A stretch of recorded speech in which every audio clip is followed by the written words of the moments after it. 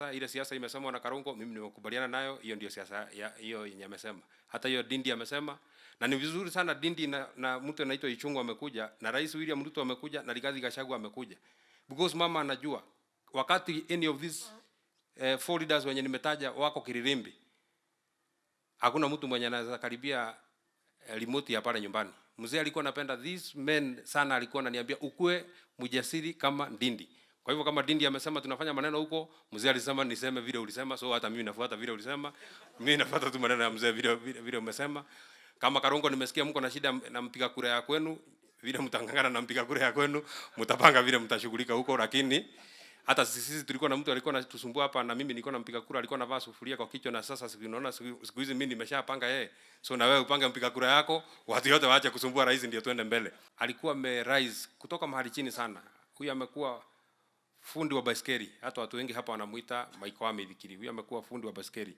Just a normal mtu fundi ya baiskeli, na ameweka bidii sana mpaka akakuwa mtu wako na vitu yake kidogo. Amenunua gari mwaka ile mimi ninazaliwa. Ametengeneza baiskeli mpaka ananunua gari hiyo wakati. So huyu ni hustler mwenye ametoka chini. Is a demonstration kuwa unaweza toka chini uende mpaka juu. Baba yangu alipenda maneno ya masomo sana. Sana. Out of watoto yake 9, watoto 7 wako na degree, na wengine walipata kwa nguvu kwa sababu walikuwa nakatazwa. Iko wengine pale mimi naweza taja mtu, lakini kwa sababu sitaki maneno iingie kwa familia, wacha mimi niwaachie hapo. Lakini iko watu pale walipata kwa kwa fujo hiyo yenye hata wenyewe wamesema si uzuri. Wamekuja hapo wakasema walikuwa wanawekewa kwa nguvu. Wakati mimi nilisema ninataka kuomba kiti ya kuwa senator, it is important nikwambia kwa familia yetu, kuanzia my great grandfathers kwa pande yote mbili, pande ya mama na pande ya mzee, hakujawahi kuwa mtu mwenye ameomba maneno ya siasa. Hata hakuja kuwa mtu amekuwa hata chief, level ya chief, labda uongozi ya kanisa, lakini maneno lakini uongozi hii ya kuomba kura sijasikia mtu mwingine amewahi kuomba kura hapa kwetu nyumbani. Hata mtu mwenye anapenda kuongea mbele ya watu, si watu wengi sana walikuwa napenda mambo hayo. Na mimi mwenyewe sikuwa nimemuona baba yangu akifanya kampeni hata siku moja, kwa sababu najua yeye ni mzee ya kanisa, anajua maneno ya kanisa. I think that time alikuwa na kama wale wazee wengine wenye wanaona kama siasa ni ya watu wenye sio watu wazuri. Unajua watu wa zamani walikuwa watu ya siasa walikuwa watu wabaya, lakini siku hizi wako watu wazuri kutoka watu ya kanisa kama wewe walipoingia. So wakati nilisema ninataka kusimama kiti 2017, nilikuwa mtoto wa shule. I was still a student at Pwani University. So I didn't know how to tell mzee that I want to run for a political office. For some reason I just chose to run for Senate. Si kutaka kusimama president, siko na degree. Siko nataka kusimama governor, siko na degree. Siko nataka ubunge, niko naona ni ndogo. And I still hold that position, Ndindi, that kiti ya ubunge ni ndogo sana. So nilikuwa nataka ile inatoshana na mimi, ile nilikuwa naona ile ya ubunge. That is why hata kama mnabishana mnasema ni upper house, is okay, hakuna shida. Lakini mimi nilitaka kwenda hii yenye watu wengi wananiamini, watu wengi sana kama watu wote hawa wamenichagua.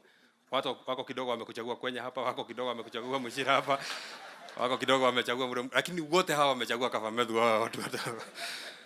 So mimi niliposema nataka kusimama kiti, nikakuja nikaambia mama, mama nataka nisimame kiti because my mother is my friend. So nikamwambia wewe uende umwambie mzee kwa mimi ninasimama kiti. Akaniambia kama wewe unasimama kiti ukiwa shule, wewe ujue utafuta njia ya kwenda kumwambia baba yako, kwa sababu mimi siwezi kumwambia unataka kukataa shule ndio uende ukasimame kiti. Nikamwambia sikatai shule. Mimi nafanya mtihani mwezi wa 4. Kwa hivyo ile kitu sitafanya, sitaingia chama ya Jubilee, kwa sababu Jubilee kifanya nomination, mimi nafanya mtihani, so sitaweza kushikanisha. So nitatafuta chama kingine yenye mimi nitaenda direct mpaka huko mbele, huko mwezi wa 8. Lakini mama akakataa kumwambia mzee. So what I did, nilienda nikaprint posters mingi sana. Nikaenda pale kwa mlango yake nikaweka mingi, na nikajiendea shule, nikarudi Mombasa. Ndio akiangalia poster aone kama ni mimi niko hapo na majina yangu imeandikwa hapo na kiti yenye nasimama. So anauliza mama, na hii mtu amesemaje? Mama anamwambia mimi nilisikia amesema. Unajua mama pia hataki kusema kana ni kama hako kwa hiyo mpango ya mimi kusimama. Anasema nilisikia hii mtu ni kama amesema anataka kusimama. Nilisikia ilichukua muda kama 4 days. Yeye akiangalia hiyo poster anarudisha. Akiangalia anarudisha. Mpaka akapata nafasi akanipigia simu, akaniuliza, nikamwambia ninaona ninataka kusimama. Akaniuliza pesa ya kusimama iko wapi?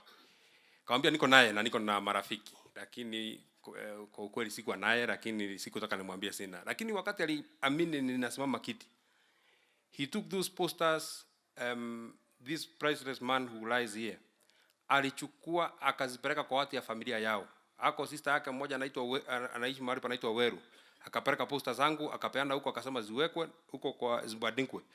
By the time I came back from school, posters zote zilikuwa mimi nilikuwa najiona, unajua niko kwa matatu kwa sababu siko na gari. So mimi niko kwa matatu, nikikuja naona mtu anaitwa Methu anasimama kiti, nataka nisikie watu ndani ya matatu wanasemaje. Na maneno hayo ikawa ni hivyo. We were not successful then, but this time wakati tena nilimwambia, aliniuliza inakuaje, nikamwambia bado naendelea. Zamani kidogo nilikuwa siko wa chama ya UDA na wewe unajua, so nilikuwa kwa chama ingine. So akaniambia ni sawa tu, tuendelee tu, tuombe hii kiti, lakini kama ungeingia UDA tungeipata kwa rahisi sana. Hako anataka niingie UDA, hako anataka kuniambia ingia, lakini akaniambia kama ungeingia tungeipata kwa rahisi. This man alilala kwa Tallying Center, inaitwa Engineer, a whole night alikuwa hapo. Akatoka hapo akakuja akachukua bibi yake ambaye ni mama yangu, akamwambia hapana, kura yetu inaweza ibiwa huko Orkalau. Sasa mimi jana ndio nilikuwa namuuliza mama, ungejuaje kura inaibiwa? Ni ya nani ndio ilikuwa wapi? So walikaa hapo the whole night, the whole day, wakatusimamia, wakatushikilia. Mama aliniambia jana kuwa mzee anasikia. So dad, from my heart, you know that we loved you, na tumekupatia, kama mama alituambia tukukubalishe uende ukapumzike. With very heavy hearts we will allow you to go and rest. We shall keep your legacy, na tutafanya mambo ile ambayo sisi kama watoto yako na kama familia ungetaka tuyafanye. Huu mwaka nimeamua mimi kama Mkenya, I will be positive. I will support the government because God has given our president, the deputy president, the cabinet and the government a cool 5 years. Miaka mingapi? Miaka 5. Tunataka kusupport serikali ama tunataka tuiteremshe chini? We will support the government and we are standing behind you, Your Excellency. Everywhere I have traveled, I have made it my business to check what is the cost of fuel in that country, what is the cost of living in that country. Nimeona one trend which is across all the nations. It is not cheap anywhere. I have seen the difference between fuel in Tanzania, in Uganda, in Rwanda. Ukitumia facts, ni kwamba sometimes our fuel is even 5 shillings less than the countries that are around us. Does that mean that is a Kenyan problem alone? Sini yetu sisi zote duniani. Tujue ukweli wa mambo. Kitu ingine ningeomba sana nikimalizia, sababu leo si wakati wa siasa. Media, this year, choose to be optimistic. As a Kenyan, don't post anything negative about our country. Our national parks are waiting for visitors. Our sectors, our industries are waiting for investments to be brought to our nation. Post positive and God will lift this nation. Wakati nimekuwa hapa wiki moja, sababu nimekuwa nikizunguka hapa na pale, nimekutana na watu wa Nyandarua na wengi wamenituma Mheshimiwa Rais. Wakaniambia ukirudi kule Kiambu, ambia rais mwenye alikuweko, mulituletea hapa 2013 na 2017 na tukamchagua. Rudi kwako Kiambu, umwambie apatie Rais William Ruto nafasi na yeye atufanyie kazi. Na Mheshimiwa Rais, sababu nasikia hapa hata Nyoro amesema yule anasponsor makesi ni rais aliyekuwa hapo ambaye ni mpigaji kura katika kaunti yangu. Sasa ajue tuko na rais ambaye ni William Samoei Ruto, ambaye tuliamuka asubuhi na mapema tukamchagua aendeleshe Kenya yetu mbele, si ndio? Na sasa vile niliambiwa hivyo na watu wa Nyandarua, nikaketi chini, Mheshimiwa Rais, nikajiuliza, wakati koti ambaye anataka kutumia ilitoa sheria ati yeye aachishe ma-CAS kazi sababu hiyo kiti sio constitutional, yeye hakufuata sheria ya koti hiyo. Wale waliendelea kukaa kazini na yeye hakupelekwa mahali. Mheshimiwa Rais, hatukwambie uvuje sheria, lakini jua pia wewe hautapelekwa mahali. Ilifika watu wa Korogosho, Mheshimiwa Rais, koti ikaamua wasitolewe pale, lakini yeye akawatoa na hakupelekwa mahali. Mheshimiwa Rais, hatukwambie uvuje hiyo, lakini pia wewe hautapelekwa mahali.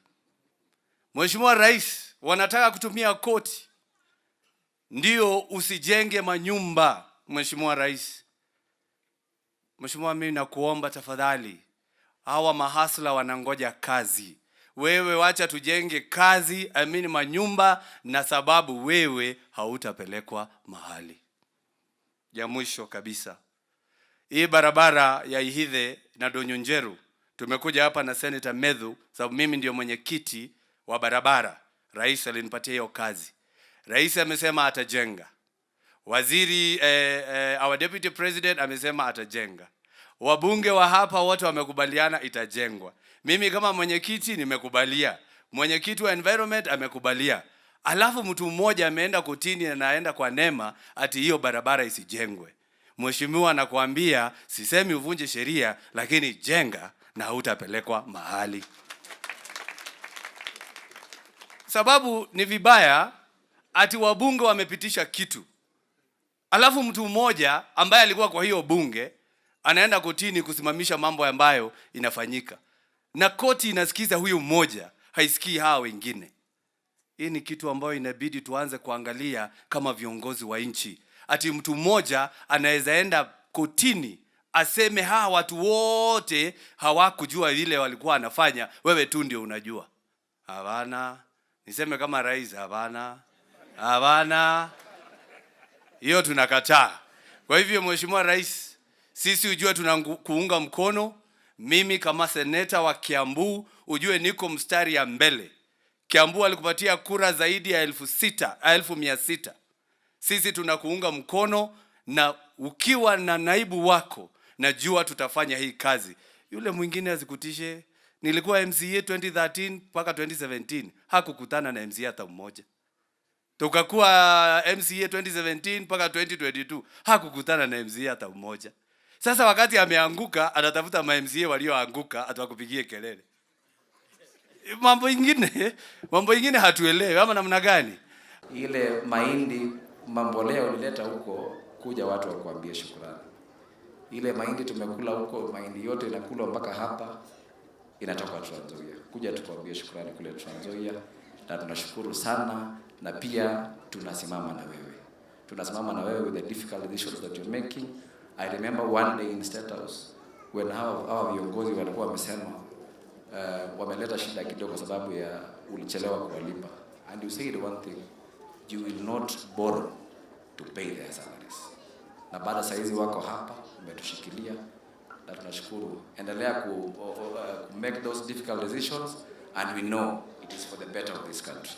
Asante sana, Mungu awabariki, and happy new year. Mheshimiwa Rais, nataka nikushukuru kwa yale yote ambayo umekuwa ukifanya. Sisi tutakuunga mkono, na tunajua kwamba tunajua kwamba ukidungwa na mwiba ukakwama pale katika mwili, ukapata usaha, ni lazima wakati wa kufinya ili utoke, ni lazima uchungu uwepo. Na tunajua kwamba nyuma ya haya yote tutakuja kufurahia. Mimi sitaki about our government. I want to appreciate the efforts you are making with your deputy.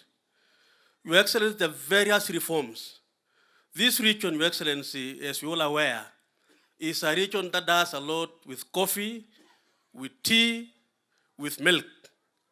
And when I see the reforms, Your Excellency, you've introduced on the coffee sector, on the tea sector, and the milk production, I have confidence, Your Excellency, that shortly these people are going to have a lot of resources in their pockets because your government is planning. Your Excellency, you and your deputy, during the campaign time, it was a very difficult moment. But Your Excellency, these people from Central Kenya, let me say that, Your Excellency, because I come from Rift Valley, I want to very sincerely thank you, Your Excellency, because you and your deputy, you've been able to unite this country. Today, we have no division in our country. We are one nation, one people. And I want to pray that God will continue to uphold you, give you the wisdom, give you the knowledge, so that you lead our country as united. I want to thank you and say, Methu and your family, Pole, and God will bless you as we move forward. Thank you.